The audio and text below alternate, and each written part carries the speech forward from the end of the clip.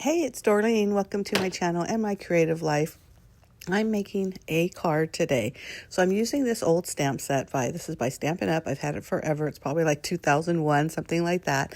And I'm just going to stamp all over and make my own background paper. So to do that, sometimes people really pay attention to, spacing and location and this and that. Look I'm just stamping. So for the most part, I'm just using black Versamark ink. And then I thought, I'm going to throw some red in there too. So I did grab my real red pad from Stampin' Up. And I just started putting some red as well as black here and there and everywhere. So I like to turn it around different ways so that once I cut this up, it won't have to be one-dimensional. So that's another good tip when you're making your own pattern paper, unless that's what your desired effect is. So once I did that, I cut it down in fourths. So that would be 4¼ by 5½, which, if you know, when you make cards, the card bases are usually, or the standard ones, the A2s, are that same measurement. So I cut them down using my guillotine cutter, just 1/4 inch off on each edge. So it's now 4 by 5¼ so that it'll fit perfectly on a regular A2 card. So I'm using some cardstock that I have. Now, the bad thing about when I ordered these, it was from a sampler pack, so that's why the names are on the paper. So the good thing is when you put the background paper, or the one that we just made, the pattern paper, it will cover it. So I'm not too worried about that wording being there. You see what I mean? Perfect. So you can still use them. It just, it's a little weird if you're trying to do something with a full sheet of paper. But again, just a tip, don't buy the sampler pack. Anyhow, so I'm creating a card here on the video, just one, but I'm actually going to be making 3 different cards using the same stamps. And this is part of an Instagram hop called 3 Items, 3 Ways, something like that. I'm so sorry. This is my first month I'm doing it. But the theme this month was love, which is a great theme for February.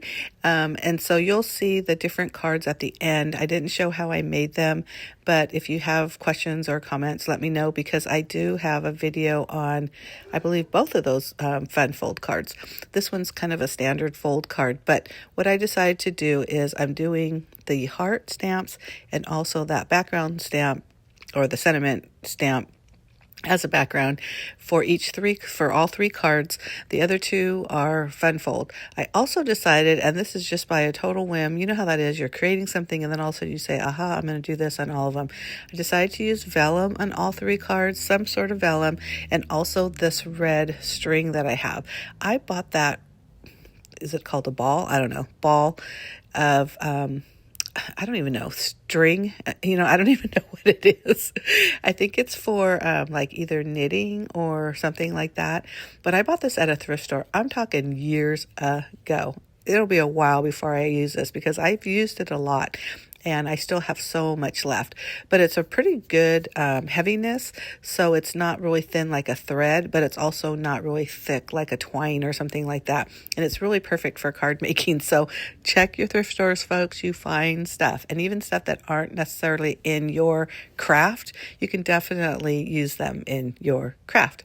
So I just tied it around twice. And if you notice, I really tug tight on the ends, and I always do that because even though I put my finger down where I'm tying the bow, once I tie the bow, it always seems like it loosens a little bit. So if you do it really tight in the first place, where, like I said, the card stock actually kind of bows a little bit, usually you get a pretty tight fit, and it won't be like bowed like when you first hold it down. So anyways, just using my ATG to attach this. Now, with vellum, the adhesive just goes right through, or you can see through it. I wasn't too worried about it because I'm covering it with the hearts, so that's why I was able to put the X's, just that X of adhesive just right there in the middle. And then I'm just going to use the adhesive again to put the heart down. Now, a lot of the stuff, as I'm going, I start thinking, I should have did this or I should have did that. I did decide to put that second heart up using foam tape. And so I'm putting that on there.